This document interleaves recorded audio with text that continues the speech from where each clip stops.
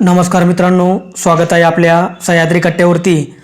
तर आपल्या या सह्याद्री कट्ट्यावरती आपण वेगवेगळ्या प्रकारच्या क्राईम स्टोऱ्या ज्या महाराष्ट्रात घडतात, महाराष्ट्राबाहेर घडतात, आपल्याला काहीतरी बोध भेटणाऱ्या स्टोऱ्या आणि आपल्याला सावध करण्यासाठी, आपल्याला नॉलेजेबल करण्यासाठी आपण स्टोरी आणत असतो। अशीच एक स्टोरी कोल्हापूर जिल्ह्यामध्ये घडलेली। तर ही स्टोरी आपल्याला आज बघायची आहे। कामावरून काढले, वाईट नजर होती म्हणून चिडलेल्या सुनीलने केला सुषमाचा खून। तर काही निमित्ताने ओळख होते, हळूहळू ओळखीतून आपुलकी वाढते, घरोबा निर्माण होतो। पण दोन्हीतील एकाची नियत वाईट असेल तर त्या जोडलेल्या नात्याला वितुष्ट यायला वेळ लागत नाही। त्यामुळे कोणाशी ओळख वाढवण्याआधी त्याच्याबद्दल माहिती असणे आवश्यक असते। कोल्हापूर जिल्ह्यात एक सर्वसामान्य कुटुंबाने ट्रॅक्टरवर एकाला ड्रायव्हर म्हणून कामाला ठेवले। त्याला 2 वेळचे जेवण, पगार दिला, आधार दिला, पण तो नीच निघाला। तो गुन्हेगारी वृत्तीचा होता। ज्या परिवाराने आधार दिला त्याच परिवारातील महिलेवर तो वाईट नजर ठेवू लागला। ते लक्षात येताच तिने त्याला कामावरून काढून टाकले। याचा राग आल्याने त्याने त्या महिलेवर खून केला। माणुसकीला कलंकित करण्याचा हा घटनेचा एक वेगळा वृत्तांत कोल्हापूर जिल्ह्यामध्ये घडला। तर आपल्याला सविस्तर बघायची घटना नेमकी कशी घडली, काय घडली, हा सुनील कुठला होता, सुनील जाधव हा कुठला होता, कसा त्याने खून केला आणि काय नेमकी घडलं घटनेमध्ये, सविस्तर बघूया आपण। कोल्हापूर जिल्ह्यातील हातकंगले तालुक्यातील असणाऱ्या घुणकी गावामध्ये 25 वर्षाच्या सुषमा संदे या आपल्या पतीसमवेत राहतात। शेती हा त्यांचा व्यवसाय आहे। या दाम्पत्याने शेती कसण्यासाठी एक ट्रॅक्टर खरेदी केला होता। स्वतःच्या शेतासाठी तसेच इतर लोकांसाठीही हा ट्रॅक्टर भाडेतत्त्वावर उपलब्ध करून देत असल्यामुळे त्यांना बऱ्यापैकी फायदा होऊ लागला। त्यातूनच त्यांनी दुसरा ट्रॅक्टर खरेदी केला। या ट्रॅक्टरवर त्यांनी सुनील गणपती जाधव राहणार शिवाजी हायस्कूलच्या मागे घुणकी याला ड्रायव्हर म्हणून नेमले होते। दोन्ही ट्रॅक्टरमुळे संदे कुटुंबियांना फायदा होत होता, बऱ्यापैकी पैसाही मिळत होता। सुनील जाधव मनापासून काम करत असल्याने संदे कुटुंबियांनी त्याला घरच्याप्रमाणे वागवण्यास सुरुवात केली होती। संदे कुटुंबियांची दिवसेंदिवस प्रगती होत होती। सुषमा संदे याही कष्टाळू असल्याने त्यांनी काही जनावरेही पाळली होती। जनावरांना स्वतः फिरून आणणे, त्यांची वैरण चाऱ्याची व्यवस्था करणे, दूध काढणे आदी कामे त्या स्वतः करत असत। यामुळे त्यांची आर्थिक बाजू भक्कम होत चालली होती। इकडे ट्रॅक्टरवर ठेवलेला ड्रायव्हर सुनील गणपती जाधव हा चांगलाच रुळला होता, चांगलाच त्यांच्यामध्ये पसरला होता। अगदी घरासारखा, ह्याही घरातल्यासारखी त्याला वागणूक देत असे। संदे कुटुंब त्याला एकदम जवळचा मानत असे। पण हा ड्रायव्हर ठेवण्यापूर्वी त्यांनी त्याच्याबद्दल विशेष चौकशी केली होती। गावातीलच असल्यामुळे त्यांना याचीही गरजही वाटली नव्हती। त्याला ट्रॅक्टर चालवायला येतो याच कौशल्यावर त्याची नेमणूक त्यांनी केली होती। त्याला घरच्याप्रमाणे वागणूक मिळत असल्याने सुनीलची हिंमत वाढू लागली होती।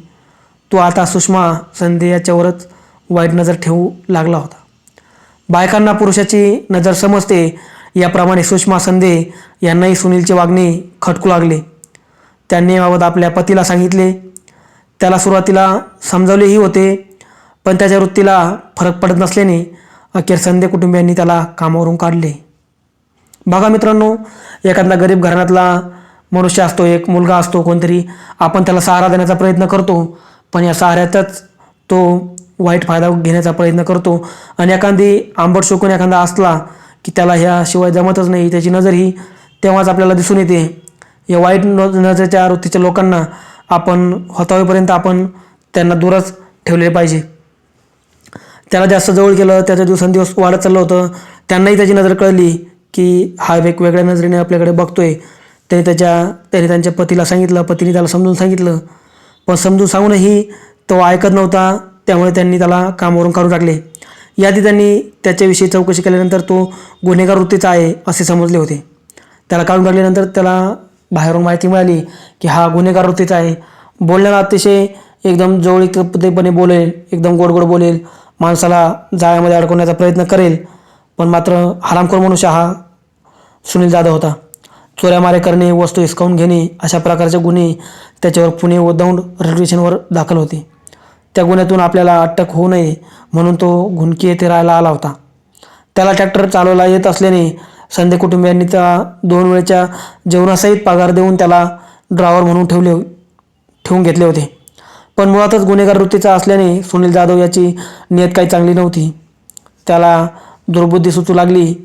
तो सुषमा संधे यांच्यावरच वाईट नजर ठेवल्याने हे काम त्याला बरोबर व्यवस्थित होत नव्हते. 2 वेळचे जेवणही बंद झाले. आता तर त्यांच्या घरात लक्ष आले होते. त्यांना याची नजर ओळखू आली, त्यामुळे त्यांनी याचं जेवणही बंद केलं होतं. 2 वेळचे जेवणही बंद झाले. आता त्याला कुठलेच काम मिळाण्याचे झाले होते. आता कामावरून काढल्यानंतर जेवणही बंद झालं तर कामही भेटत नव्हतं. यातून त्याच्या मनात संधे कुटुंबियाबद्दल राग निर्माण झाला आणि या रागाचं रूपांतर मात्र खूप मोठ्या वेगवेगळ्या वर्णाला जाणार होतं. याची मात्र त्यालाही कल्पना नव्हती. याचा बदला घ्यायचा असे त्याने ठरवले. सुषमा संधे या नेहमी सकाळी जनावरे चारायला घेऊन जात असत. ही बाब सुनीलला माहीत होती. त्या कुठेही जनावरे चारायला नेतात याविषयी त्याला माहिती होती. गुरुवार दिनांक 26 ऑक्टोबर 2023 रोजी सकाळी 11 वाजता सुषमा या जनावरे चारण्यास घेऊन गेल्या. गावच्या उत्तरेस वारणा नदीच्या बाजूला असलेल्या मखदूम यांच्या डाग या शेताजवळ त्या गेल्या होत्या. नेहमी वेळेवर घरी परतणाऱ्या सुषमा या घरामध्ये परतल्या नाहीत. जनावरही परतले नाही. म्हणून अशोक संधे आणि त्यांच्या मुलाने त्यांचा शोध घेतला.